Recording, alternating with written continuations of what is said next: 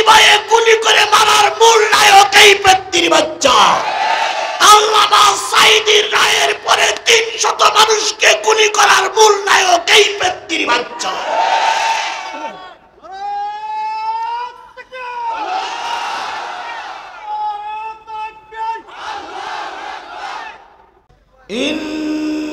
ইন্নাল্লাহা ওয়া মালাইকাতাহু ইউসাল্লুনা আলান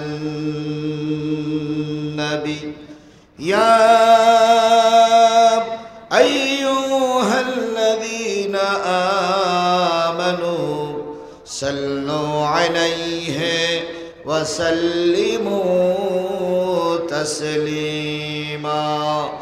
اللهم صل على محمد وعلى آل محمد كما صليت على إبراهيم وعلى آل إبراهيم إنك حميد مجيد. اللهم بارك على محمد وعلى آل محمد كما باركت على إبراهيم وعلى آل إبراهيم إنك حميد مجيد. لا إله. আজকের এই মাহফিলের বিভিন্ন রাজনৈতিক দলের নেতৃবৃন্দ, সুধী সমাজ, এলাকার বিভিন্ন জায়গা থেকে আগত দিনদার, পরেশগার, মুত্তাকি মুসলমান ভাই ও বন্ধুগণ, পর্দায় অবস্থানরত শ্রদ্ধাশীলা মা ও বোনেরা, সবাইকে নিয়ে আবারও সালাম বিনিময় করছি। আশা করছি সালামের জবাবটা সবাই মিলে জোরে সোরে দিবেন। আসসালামু আলাইকুম ওয়া রাহমাতুল্লাহি ওয়া বারাকাতুহু।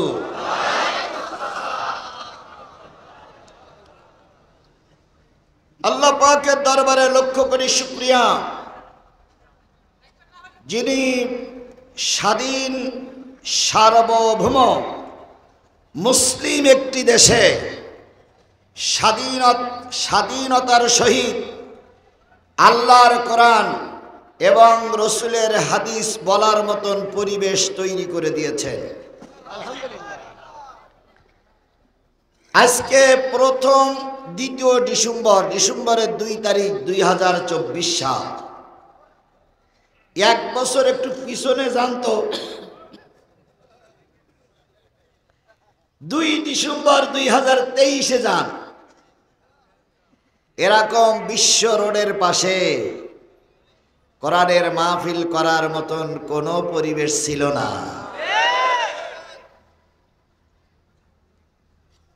ওয়াজ মাহফিল, তাফসীর মাহফিলের জন্য বক্তা দাওয়াত করার পরে নেতাদের কাছ থেকে অনুমতি নিতে যেয়ে যে কতদিন নেতাদের বাড়ি দৌড়ানো লেগেছে, তার কোনো কুল কিনারা ছিল না।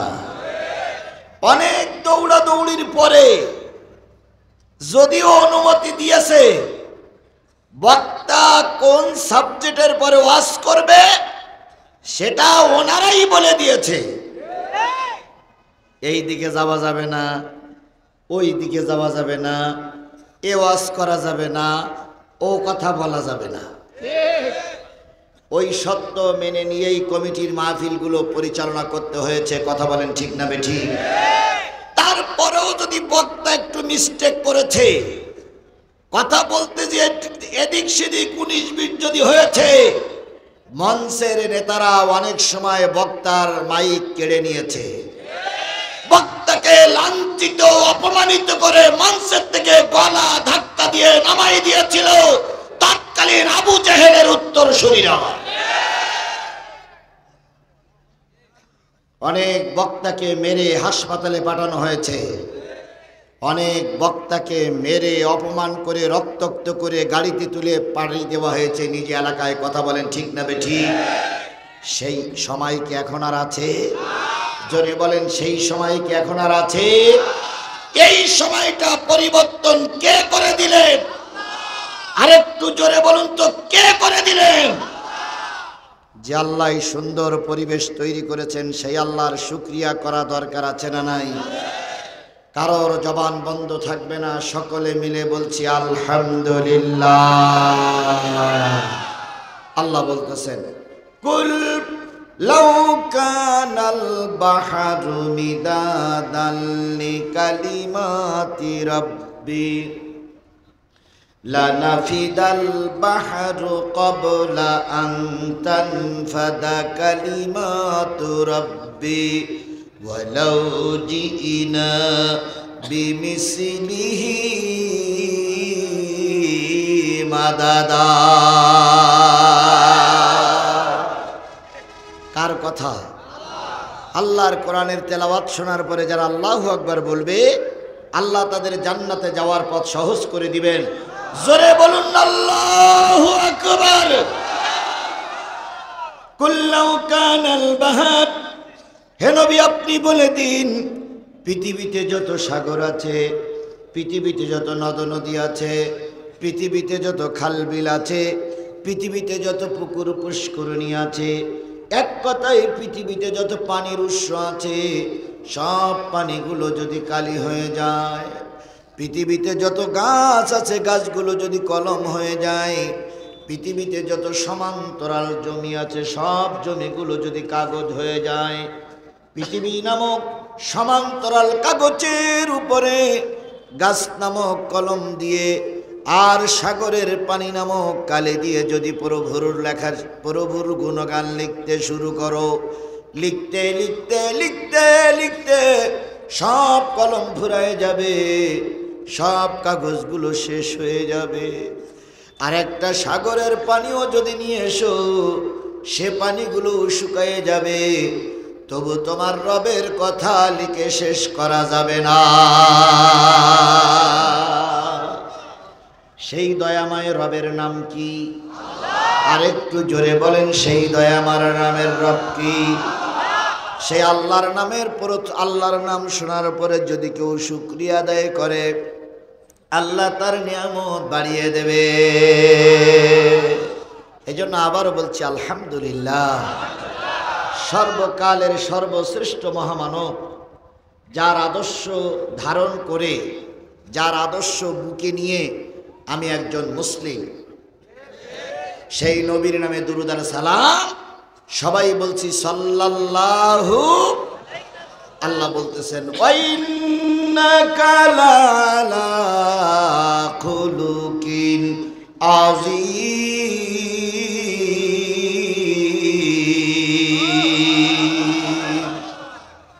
ওগো নবী, এই পৃথিবীতে সবচেয়ে উত্তম চরিত্রের অধিকারী আমি আপনাকে বানাইছি। আপনার জীবনের ভিতরে আছে সকলের কল্যাণের আদর্শ। নবীর চাইতে ভালো মানুষ সমাজে কেউ ছিল? স্পষ্ট করে কথা বলতে হবে, নবীর চেয়ে ভালো মানুষ সমাজে কেউ ছিল? নবীর চাইতে ভালো মানুষ সমাজে কেউ ছিল না। এখনো সমাজে কেউ নবীর চাইতে ভালো মানুষ? যদি গোটা বিশ্বের মানুষেরা নবীর চাইতে ভালো মানুষ খুঁজতে চায়, দূরবীক্ষণ অনুবীক্ষণ যন্ত্রগুলো বিকল হয়ে যাবে। যারা নবীর চাইতে ভালো মানুষ তালাশ করার জন্য রাস্তায় নামবে তারা বিদায় নিয়ে সব চলে যাবে, তবু নবীর চাইতে ভালো মানুষ আর সমাজে পাওয়া যাবে না। বলুন তো, নবীর 63 বছরের জিন্দেগিতে 63 বছরের কর্মশালার ভিতরে সব কিছুর মূল ছিল আমার আপনার কল্যাণের কাজ করা। কথা বলেন ঠিক না বেঠিক? নবী চাইছে জাতির কল্যাণ। আর তৎকালীন বর্তমান যে সমস্ত রাষ্ট্রনায়ক, বর্তমান যে সমস্ত রাজনীতি দল আছে, প্রায় সব দলের টার্গেট হলে মানুষের কল্যাণ। আর নবীর দায়িত্ব ছিল মানুষের জন্য কল্যাণ কামনা করা। আমাদের নেতারা ক্ষমতায় গিয়ে কি কামনা করে? কল্যাণ কামনা করে। কল্যাণ। আমাদের নেতারা চায় কল্যাণ, আর আমার নবী চেয়েছিলেন কি? কল্যাণ। ব্যবধান এখানেই। কি কায়দায় বলে না, যদি ক্ষমতায় যেতে পারি ভাতে না মারবো, পানিতে মারবো, তারপর আবার বলে চুবুইয়ে চুবুইয়ে মারবে। অথচ ওনাদের বিরিয়ানি রান্না ভাত কপালে জোটে না।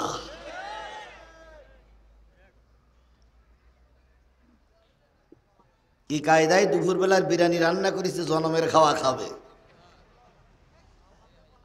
সেনাবাহিনীর প্রধান যেই বলতে, ম্যাডাম লাইন খারাপ, কয় বিরিয়ানি, কয় ও আশা বাদ দেন। একটু যাওয়ার সময় 15.5 বছরের দুঃখ কষ্ট একটু বলে যাই, কয় ও আশা বাদ দেন। 15টা বছর মানুষকে চালিয়ে পুড়িয়ে ছাই করেছে, কথা বলে ঠিক না ঠিক? বিডিআর হত্যার মূল নায়ক এই পেত্নির বাচ্চা। হেফাজতের আলেমদের রক্ত আলো নিভায়ে গুলি করে মারার মূল নায়ক এই পেত্নির বাচ্চা। আল্লামা সাঈদীর রায়ের পরে 300 মানুষকে গুলি করার মূল নায়ক এই পেত্নির বাচ্চা।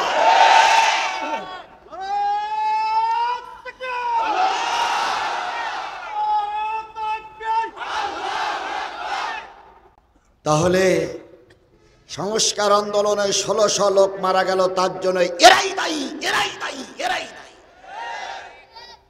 তাহলে এরা সবাই চেয়েছিল কল্যাণ, আর আমার নবী চেয়েছিলেন কি? আমার নবী ছোট মানুষ, সবে মাত্র পৃথিবীর মুখ দেখেছেন, আমেনার ঘরে এসেছেন। আমেনা বর্ণনা করেছেন, জাতি শোনো, যখন নবী ঘরে এসেছেন আমি লক্ষ্য করেছি আমার ঘরে কোনো ছাদ ছিল না।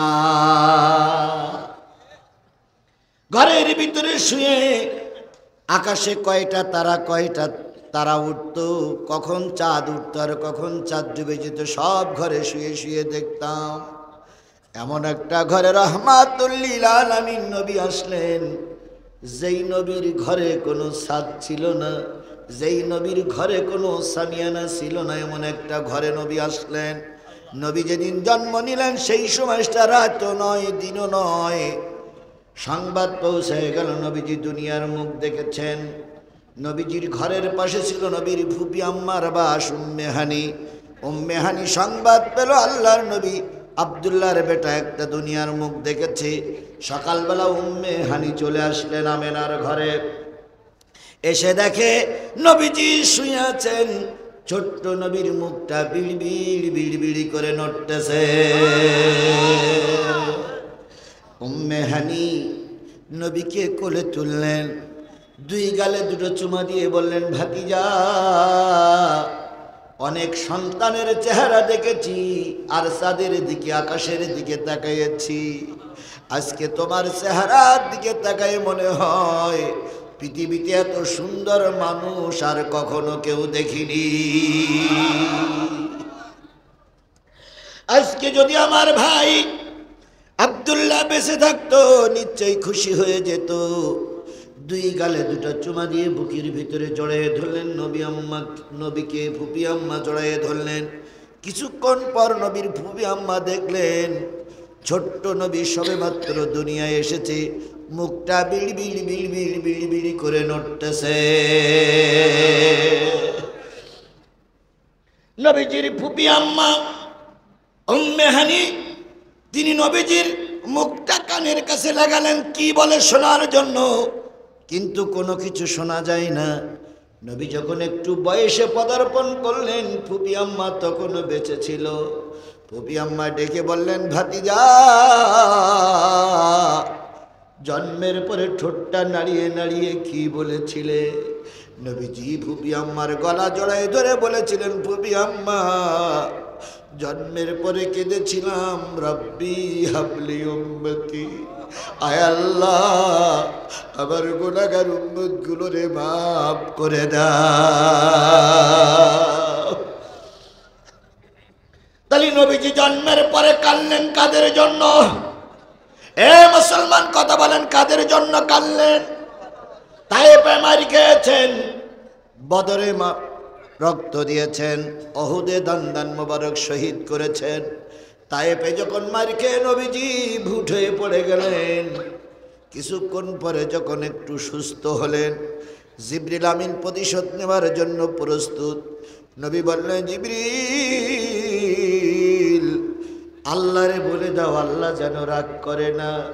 সব মানুষগুলো যদি আল্লাহ মেরে দেয়, কালেমার দাওয়াত আমি কারে শোনাবো? আজকে আমাদের লোকেরা ক্ষমতায় যেয়ে যে যার বিচার করার জন্য প্রস্তুত। কথা বলেন ঠিক না ঠিক? কেউ বলে আমি আমার বাপ হত্যার বিচার করব, কেউ বলে আমি আমার ভাইয়ের হত্যার বিচার করব, কেউ বলে আমার দলনায়কের হত্যার বিচার করব। আর আল্লাহ নবী বলেছেন সবাইকে মাফ করে দিলাম। কার সঙ্গে কার তুলনা করো? কোথায় আব্বাস আর কোথায় গাবগাছ, কোথায় দমকল আর কোথায় বদ্দার নল, কোথায় ইন্দিরা গান্ধী আর কোথায় ছাগলের নদী, কোথায় জাতির পিতা আর কোথায় ছেঁড়া স্যান্ডেলের ফিতা? কার সঙ্গে কার তুলনা করো? কখনো কখনো জাতির আব্বা হয়, আবার কখনো কখনো জাতির আব্বার গলায় দড়ি বিন্দে খালে ফেলায়। আল্লাহর নবী সাল্লাল্লাহু আলাইহি সাল্লাম মৃত্যুর সময় এসে গেছে। সব কথা যদি ওদিকে বলি এইদিকে শেষ করতে পারবো না। মৃত্যুর সময় এসে গেছে, সকলের কাছ থেকে বিদায় নেওয়া হলো।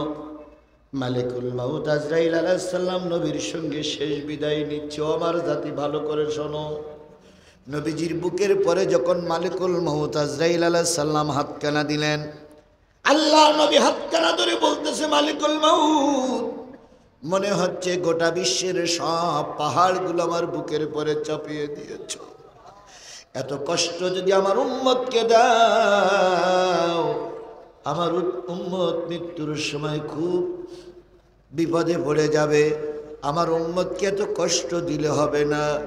আল্লাহ গায়েব থেকে ডেকে বলল, হাবিব তোমার ডিউটি শেষ, তুমি চলে এসো।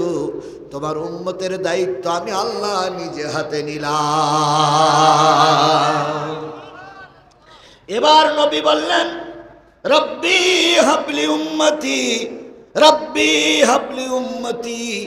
এরপর নবীজি বলেন, ওমা মালাকাত আইমানাকুম। নবীজির আর একটা কথা ছিল, আসসালাত আসসালাত আসসালাত ওমা মালাকাত আইমানুকুম। হে আমার জাতি, নামাজ নামাজ নামাজ, আর পরের হক নষ্ট করিও না। তাহলে জন্মের পরে কাঁদলেন কাদের জন্য? যখন মৃত্যুবরণ করতেছে তখন কাঁদলেন কাদের জন্য? কিয়ামতের দিনের কথাটা শোনেন। কেউ এখনো রোজে মহশরের ময়দানে উঠিনি, কাউকে এখনো তোলা হয়নি। সর্বপ্রথম তোলা হবে আমার নবীকে। জিবরিল আমিন কবরের পাশে যেয়ে সালাম দেবেন, ইয়া রাসূলুল্লাহ ওঠেন, ইয়া হাবিবাল্লাহ ওঠেন, ইয়া নবী আল্লাহ ওঠেন। অনেকক্ষণ পরে কবর ফেটে যাবে। নবীজি মাথা উঁচু করে দেখবে রোজে মহশরের ময়দানে কেউ নাই। নবীজি মাথাটা আবার নিচু করে কবরে শুয়ে বলবেন। জিবরিল আমিন বললেন, আল্লাহ আপনাকে সালাম দিয়েছে, ডেকেছে। নবীজি তখন বলবেন, ভাই জিবরিল আল্লাহর কাছে চলে যাও, যে বলো আমার সব উম্মতগুলোরে জাহান্নামে পাঠাইয়া আমাকে এখন জান্নাতে যাওয়ার জন্য আহ্বান করেছে, আমি নবী যাব না। আল্লাহ এসে বলবে, যে দোস্ত বলেছেন, কাফেরেরা বলে লা তাসমাউ লিহাযাল কোরআন, এই কোরআন যেন তোমরা। তাহলে নবীর কথা শুনে বলেছিল মাহফিল চলবে না, এখানে যে কিছু লোক থাকবে না তা তো নয়, আছে আছে আছে। শেখ হাসিনা চলে গেছে, কিন্তু ওর বংশবালা আছে না? শেখ হাসিনা চলে গেছে, ওর বংশবালা আছে না? ওরা বিনা কারণে মাহফিল থেকে চলে যাবে। কথা বলেন ঠিক না ঠিক?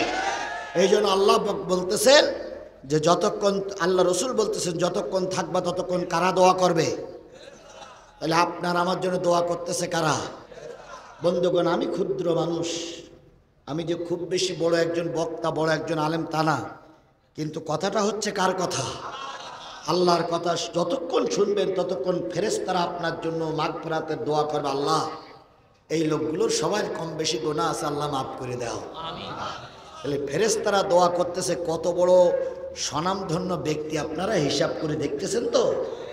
ওয়াহাব্বাতুহুমুল মালাইকা ওয়াজাকারাল্লাহু ফী মান ইনদাহু, আল্লাহ তার নিকটতম ফেরেশতাদের ডেকে বলে, ফেরেশতারা সাহেবগঞ্জ দাঁতপুরীর ওই মাহফিলের দিকে তাকায় দেখো, আমার এক বান্দা অনেক কষ্ট করে ছুটে এসে আমার নাজিলকৃত কোরআন তেলাওয়াত করেছে, ওই কোরআন আলোচনা করতেছে, আমার বান্দা বান্দিরা শুনতেছে, তোমরা আমার পাশে আসো, সাক্ষী থাকো। শেষ মোনাজাত করে ওরা যখন সবাই চলে যাবে, আমি আল্লাহ ওয়াদা করলাম, আগে পিছে কি করেছে না করেছে আমি জানি না, আমি জানলেও সেটা আমি ধরবো না, তবে আজকে যারা গুনাহ নিয়ে এসেছে সকলের গুনাহগুলো আমি আল্লাহ আজকে পর্যন্ত মাফ করে দেব। তাহলে আল্লাহর ওয়াদা সত্য না মিথ্যা? এই মুসলমান কথা বলেন, আল্লাহর ওয়াদা সত্য না মিথ্যা? তাহলে আল্লাহ বললেন শেষ মোনাজাত করে চলে গেলে কি মাফ হয়ে যাবে? গুনাহ মাফ হয়ে যাবে। আল্লাহর কথা বলার পরেও যদি এই মাহফিলে কারোর বসতে মন না চায়, তাহলে বুঝতে হবে শরীরের ভিতরে ভেজাল রক্ত। এই জন্য সব ভালো লাগে, আল্লাহর কোরআন ভালো লাগে না। 1 2 3 তিন ফাঁকেতে তিনজন লোক হাত তুলে বলেন তো, হুজুর আমার কোনো গুনাহই নাই। তোলেন, 1 জন 2 জন 3 জন, 3 জন তোলেন হাত, হুজুর আমার কোনো গুনাহ নাই। বলতে পারবে? কেউ বলতে পারবে? কেউ বলতে পারবে? কেউ বলতে পারবে? আপনি আরো 50 বছর বাঁচবেন এরকম গ্যারান্টি কার কাছে আছে? হাত তোলেন।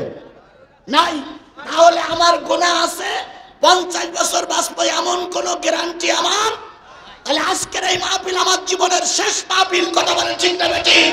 সুতরাং আল্লাহর ওয়াদা এই মাহফিলের শেষ মোনাজাত করে চলে গেলে গুনাহ মাফ হয়ে যাবে। আমরা গুনাহ মাফ করে বাড়ি যাব। কারা কারা রাজি আছেন? 2 হাত উঁচু করে আল্লাহরে দেখা।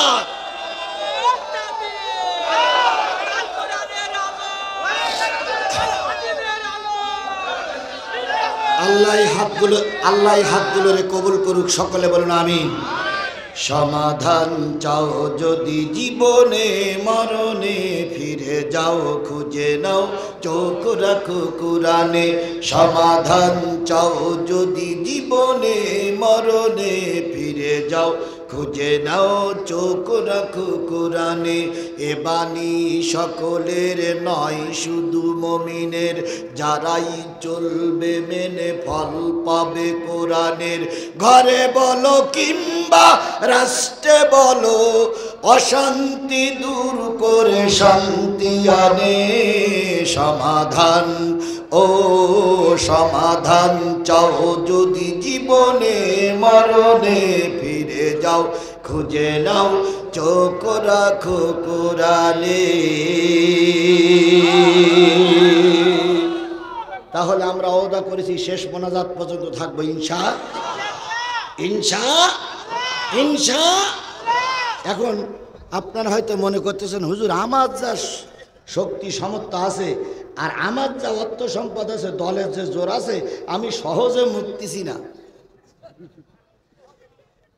যুবকেরা খেয়াল করো, কিছুদিন আগে এক বক্তা ওয়াজ করতে করতে জবান বন্ধ হয়ে গেছে। দেখেছো না বাবা তোমরা? একটা বক্তা ওয়াজ করতে করতে, খুব ভালো সুললিত কণ্ঠের বক্তা, হঠাৎ করে ওয়াজ জবান বন্ধ।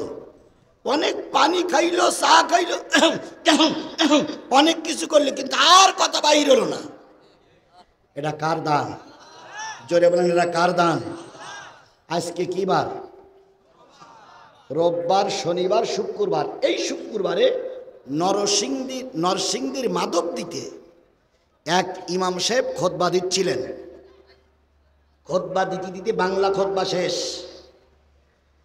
বাংলা খুতবা শেষ করে উনি বললেন, যাদের সুন্নত পড়া হয়নি সুন্নত পড়েন বলে উনি উঠে দাঁড়াইছেন, মাথা ঘুরিয়ে ভুট হয়ে পড়ে গেল মুসল্লিদের ভিতরে। ওই যে পড়ল, আল্লাহর বান্দা আর হুঁশ ফিরে পায়নি, ওখানেই তার মৃত্যু। জুমার ইমামতি করার জন্য দাঁড়িয়েছেন, যে আল্লাহ একজন জুমার ইমামকে দাঁড়ানোর সাথে সাথে মৃত্যুর কোলে ঢেলে দিতে পারে, সেই আল্লাহ আজকের মাহফিল থেকে বাড়ি যাবার আগে তো তোমার আমার মৃত্যু হতে পারে। তাহলে সেই আল্লাহর কোরআনের আলোচনা হচ্ছে। দয়া করে দয়া করে দয়া করে ময়দান ছেড়ে চলে যাব। এখন বাজে প্রায় 11টা। তাহলে আমি যদি 12টা পর্যন্ত কথা বলি, তাহলে আর কতটুকু সময়? 1 ঘন্টা অত দূর যাব না, তার আগে হয়তো মোনাজাত করব। আমি ইতিমধ্যে 1 ঘন্টা কথা বলেছি, আপনারা বুঝতে পারেন নাই। 50 মিনিট কথা বলেছি, বুঝতে পারেন নাই। আরো যদি 50 মিনিট কোরআনের দিকে মুতাওয়াজ্জা হই, আল্লাহর কসম সময়টা কিভাবে চলে যাবে বুঝতে পারবেন না। এই জন্য সকলের কাছে দাবি, শেষ মোনাজাত না করে আমরা বাড়ি ফিরে যাব। কার কাছে ওয়াদা করলাম? কি শুনবো?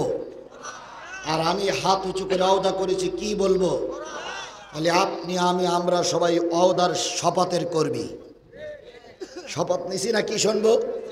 আর আমি শপথ করেছি, কি বলবো? যদি আল্লাহ মারাত্মক কোনো বিপদ না দেয়, আর যদি আমরা ওয়াদা খেলাপ করি, তাহলে এই সাহেবগঞ্জের ভাষায়, সলঙ্গার ভাষায় ওয়াদা খেলাপ করলে তারে কি বলে? কেডা কেডা মুনাফিক হতে রাজি আছেন? হাত তোলেন। তাহলে যদি কেউ চলে যায়, ওর পিছনে বড় কলম দিয়ে লিখে দেবেন মুনাফিক নম্বর 1। আজ যদি মনে করেন যে হুজুর আপনি যতই বাকবাকুম করেন আমি থাকবো না, এখনই যান। আর মিডিয়াদের বলি ভিডিও করে রাখো, কালকে পেপারে দেওয়া মুনাফিক যাচ্ছে এই দেশে, মুনাফিক এই দেশে, মুনাফিক এই দেশে, মুনাফিক। আমার এক মুরব্বী বাজান উঠলেন, মুরব্বী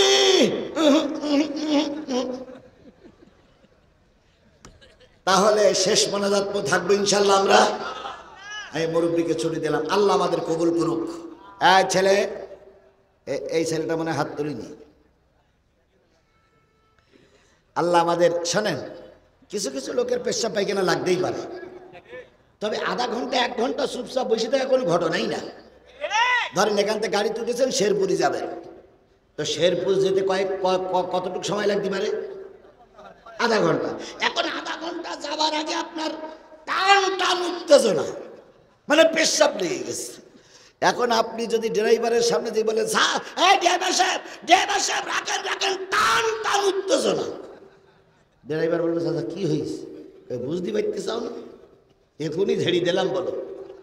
ড্রাইভার বলবে, চাচা এই যে এই যে এই যে এই যে এই বাঘ পারুনি, এই বাঘ পারুনি, এই বাঘ পারুনি। এই করতে করতে আধা ঘন্টা পর ড্রাইভার নাই বলতে, চাচা এইবার উত্তেজনা শেষ করেন। আধা ঘন্টা সময় যদি গাড়িতে বসে সময় কাটানো যায়, এখানে একটু চুপ করে কোরআনের পক্ষে থাকেন, আল্লাহ সময় পার করে দেবে। আল্লাহ আমাদের কবুল করুক। 2 দিনের তাফসির হচ্ছে, এই তাফসিরটা চালু থাকে নাকি আপনারা চান? সত্যিকার কি চান? 2 দিনের মাহফিল করতে যেয়ে কর্তৃপক্ষের হয়তো 2 লক্ষ টাকা খরচ হয়েছে। আগামীকাল, আজকে মাহফিল তো শেষ, কালকে যখন মাইকাওয়ালা, ডেকোরেশন, হুজুরদের বিদায় দেওয়ার পরে যদি দেখা যায় যে 30,000 টাকা লস, 30,000 টাকা তুলতে পারিনি, আগামী বছর এই মাঠে কোরআনের মাহফিল হবে না। কারণ আল্লাহর কোরআনের প্রচার করতে যেয়ে যদি লস খাতি হয়, তাহলে ওই মমতাজের নিয়ে গান দেওয়াই ভালো। এখন আগামী বছর এখানে গান হোক, এটা কি আপনারা চান? আগামী বছর তাফসির মাহফিল মামুনুল হক আসবে, আমির হামজা আসবে, আজারি দেশে এসে সাহেবগঞ্জের মাটিতে মাহফিল করবে। এটা কি আপনারা চান? জোরে বলেন, চান? তাহলে আজকে বাড়ি যেয়ে 10 টাকা তাহাজ্জুদের নামাজ পড়ে কানবেন, আল্লাহ আগামী বছর সাহেবগঞ্জের এই দাঁতপুরীর মাহফিলটা যেন সুন্দরভাবে হয়। তবে আল্লাহ আমি কানতে রাজি, কিন্তু একটা টাকা দিতে রাজি না। এরকম লোক নিশ্চয়ই এর ভিতরে আছে, আছে যে কানতে রাজি, 1 টাকাও দিতে রাজি না। এরকম লোক কারা কারা আছেন? হাত তোলেন তো। যে হুজুর আমি কান্নাকাটি করবো কিন্তু টাকা দেবো না, এরকম লোক কেটা কেটা আছেন? তাহলে কেউ নাই। আচ্ছা, এই দাঁতপুরীর এই মাঠে যারা মাহফিল শুনতে আসছেন, পকেটে 1 টাকাও নাই, 1 টাকাও পকেটে নাই, এরকম লোক হাত তোলেন তো। যে হুজুর আমার পকেটে 1 টাকাও নাই, মাশাআল্লাহ। তাহলে 2 প্রকাশ পেলাম যে সবার পকেটে কম বেশি কিছু টাকা আছে। 3 নাম্বার, গোনাহ আমলনামায় মোটেও নাই। মৃত্যুর সঙ্গে সঙ্গে জান্নাতে যাবেন এমন কোন সার্টিফিকেটধারী লোক এখানে আছে? যদি না থাকেন, আজকের এই মাহফিলে এই কর্তৃপক্ষরে কিছু টাকা দিয়ে আমরা সাহায্য করব। সেটা 10 টাকা হতে পারে, 20 টাকা হতে পারে, 50 টাকা হতে পারে, 100 টাকা হতে পারে, 200 টাকা হতে পারে, 500 টাকা হতে পারে, 2 টাকাও হতে পারে। তবু আমরা কেউ মাহরুম করব না। এই মাহরুম করব না, 2 টাকা দিলেও হলো সাহায্য করব। এই পক্ষে কারা কারা রাজি আছেন একটু হাত তোলেন। যে হুজুর আমি যা দেই দেবো, তবু মাহরুম করব না। কারা কারা দেখেন তো, পাশে কোন লোক হাত তুলিনি? দেখেন দেখেন দেখেন দেখেন একটু, তাহলে হাত কান ধরে বলেন হুজুর এই লোক এই লোক এই লোক। আগে বললো টাকা আছে, এখন আবার হাত তুলতেছে না। আরে ভাই 2 টাকা হোক। মাশাআল্লাহ মাশাআল্লাহ। আসলে এই এলাকার লোকগুলো খুবই ভালো। যে হাতগুলো উঁচু করলেন, এই হাত উঁচু করাকে আল্লাহ দেখেছে? কাদের ফেরেশতা কি দেখেছে? এখন হাত উঁচু করেছেন, টাকা আছে। এখন যদি পকেটে না ঢুকান, কিয়ামতের দিনে এই ফেরেশতারা বলবে আল্লাহ এই সেই মুনাফিক, হাত উঁচু করেছিল, টাকাও ছিল, কিন্তু কোরআনে 1 টাকাও দেয়নি। আমি এখন কোরআন আপনাদের কাছে নিয়ে হাত পাততেছি। কোরআনে 20টা টাকা দেওয়া যাবে? এই মুসলমান দেওয়া যাবে? তাহলে যে হাতগুলো উঁচু করেছিলেন ওই হাতগুলো সব পকেটে ঢুকান। আমিও ঢুকাচ্ছি, সবাই ঢুকান, সবাই ঢুকান, আমিও ঢুকাচ্ছি, সবাই ঢুকান। ভাইরা দেন, নেতা দেন, নেতা দেন, ভাই দেন, দেন, সবাই দেন। কত? আমি কিন্তু টাকা দিতে বলেছি, উঠতে বলিনি। যদি কেউ পাশের উঠে দেয়, হয় মুনাফিক না আওয়ামী লীগ, হয় মুনাফিক না আওয়ামী লীগ, হয় মুনাফিক না আওয়ামী লীগ। যদি এর পরে উঠতে মন চায়, টাকাটা কালেকশন হোক। টাকাটা কালেকশনের পরে ওঠেন। আমি আপনার জোর করে অশোনাবো না। সামাদ ভাই জান, আমি সে বক্তা নই। আমার রস ভালো না লাগলে আপনি চলে যাবেন, দুঃখ নাই। কিন্তু এই কোরআনের মাহফিলটা ধ্বংস করেন না। আপনি চলে যাওয়া মানে কোরআনের মাহফিলের ক্ষতি হওয়া। আপনার ভালো না লাগলে আপনার বুবু যেভাবে গেছে আপনি ওইভাবে যাবেন। শেখ হাসিনা চলে গেছে, আপনিও যাবেন, আমার দুঃখ নাই। তবে কোরআনের মাহফিলে দয়া করে করে টাকা দিয়ে যান দুলা ভাই। অনেক খাওয়া খাইছেন, অন্তত কিছু কোরআনের মাহফিলে দেন। জি সবাই সবাই যান, সবাই যান, চাদর নিয়ে চলে যান। রফিকুল ইসলাম বেকনাইতে গড়ি উচ্চ বিদ্যালয়ের প্রধান শিক্ষক, উচ্চ বিদ্যালয়, সরকারি উচ্চ বিদ্যালয়, উনি দিলেন 5000 টাকা। যারা বলেন মারহাবা। আমার পক্ষ থেকে যেটা আসছে সেটা এর ভিতরে যোগ করে দিলাম। দেন নেতা দেন 5000। কোন জায়গার আপনার মাদ্রাসার? মাদ্রাসার নাম মুরাদপুর ফাজিল মাদ্রাসার সম্মানিত প্রিন্সিপাল 2000 টাকা। 10,000 টাকা ভাই। সারা জীবন শোনা যায় হুজুররা দেয় না, আজকে হুজুরাই দিচ্ছে। মাশাআল্লাহ, আল্লাহ কবুল করুক। ভাই জন তো 10,000 টাকা। কি নাম? সিদ্দিক এমনি ফিরোজ। ভাই উঠতি বলেনি, এত কোন জাতের পাল্লায় পড়লাম রে ভাই। এরা ইসলামের দুশমন।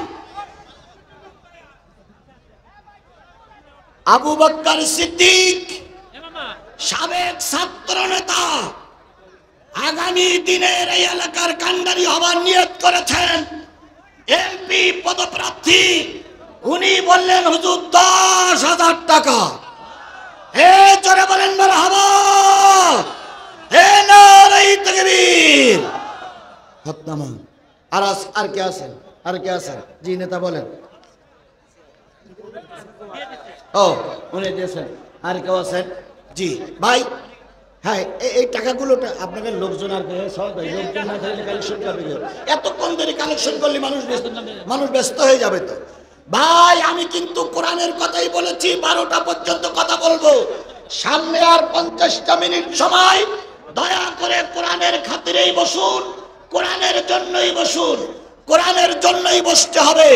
আল্লাহ সবাইকে কবুল করুক। রফিকুল ইসলাম আচ্ছা, দোয়া করবেন ইনশাআল্লাহ। মনে করেন দোয়া করার সময়। তাহলে এবার একটা তাকবীর দেই। আমাদের এই হাই স্কুল সম্মানিত প্রধান শিক্ষক অসুস্থ, উনি 20,000 টাকা ছাত্র ক্লাস শিক্ষকরা দিয়েছেন, মানে সবার জন্য দোয়া চাইছেন। এই হাই স্কুলের হেডমাস্টার সহ সমস্ত শিক্ষক মণ্ডলী, ছাত্ররা মিলে 20,000 টাকা। হে জোরে বলেন মারহাবা, হে নারে তাকবীর। আল্লাহ সকল দাতার দানগুলো কবুল করে নিক। এবার একটা জোরে তাকবীর, নারায়ে তাকবীর, লিল্লাহে তাকবীর। আল কোরআনের আলো, এ তোমার নেতা আমার নেতা, এ দুনিয়ার মুসলিম, লিল্লাহে তাকবীর। কালেকশন শেষ, আল্লাহ কবুল কর। ভাই টাকা সরান, টাকা সরান, টাকা সরান। আমার ভাইয়েরা, সূরাতুল মায়েদা কোন সূরা? এই আমার দিক খেয়াল করেন, কোন সূরা? সূরাতুল মায়েদা 6 নম্বর পারার 5 নম্বর সূরা, সূরাতুল মায়েদা। আমি আপনাদের সামনে তেলাওয়াত করেছি কয়টা আয়াত? এ মুসলমান কথা বলেন, কয়টা আয়াত? মোট আয়াত 120, 16টা রুকু। মদিনায় অবতীর্ণ সূরা সমূহের ভিতরে একটা অন্যতম সূরার নাম হলো মায়েদা। মায়েদার 120টা আয়াতের ভিতর থেকে 3টা আয়াত তেলাওয়াত করেছি। প্রথম আয়াতে চলে যাচ্ছে, আল্লাহ বলতেছেন, ইয়া আইয়ুহাল্লাযীনা আমানু মাইয়ারতাদ্দা মিনকুম আন দীনিহি ফাসাওফা ইয়াতিল্লাহ।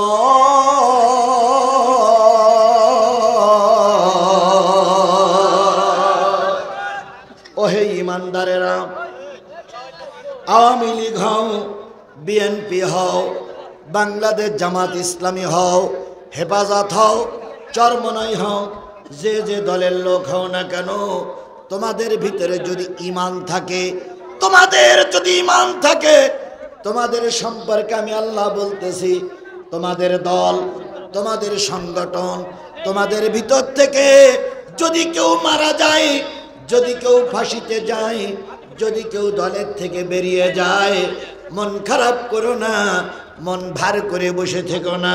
মাইয়ারতাদ্দা মিনকুম আন দীনিহি, তোমাদের দল, তোমাদের সংগঠন থেকে যদি কেউ চলে যায়, যদি কেউ মারা যায়, যদি কেউ ফাঁসিতে ঝোলে, অথবা তোমার দল করতেছিল এখন আর তোমার দল করে না, মন খারাপ করো না। ইয়াতি আল্লাহ, অতি তাড়াতাড়ি আল্লাহ পাক ওই জায়গায় আর কিছু নতুন লোক ফিট করে দেবে। বলুন তো আল্লাহর এই কথাটা সঠিক না বেঠিক? কি মনে হয় আপনাদের? আরো জোরে বলেন, কি মনে হয় আপনাদের? বাংলাদেশ জামাত ইসলামী কে করে কে করে না ওটা আমার জানার বিষয় নয়, কিন্তু আমার জীবনে দেখেছি বাংলাদেশ জামাত ইসলামীর শীর্ষ নেতাদেরকে সম্পূর্ণ বেআইনি ভাবে ফাঁসিতে ঝুলানো হয়েছে। কথা বলেন ঠিক না বেঠিক? যে যাই বলুক, এর ভিতরে কোনো সন্দেহ নাই, আমির জামাত থেকে শুরু করে শীর্ষস্থানীয় নেতাদেরকে অন্যায়ভাবে ফাঁসিতে ঝুলায় মারা হয়েছে। শীর্ষস্থানীয় নেতাদের যখন ফাঁসিতে ঝুলানো হলো, শীর্ষস্থানীয় নেতৃবৃন্দ যখন চলে গেল, মৃত্যু কারাদণ্ডের রায় হলো। অনেকেই বলেছিল বাংলাদেশ জামাত ইসলাম শেষ হয়ে গেছে। না রে ভাই, শেষ হয়নি, আগের চাইতে দ্বিগুণ শক্তি নিয়ে এখন গোটা বাংলাদেশে ইসলামী আন্দোলন কাজ করছে।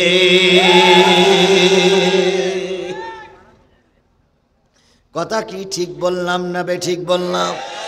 যারা বলেছিল হুজুররা রাজাকার, সেই এসপি সেই ডিসি এখন হুজুরদের ছাড়া চলে না।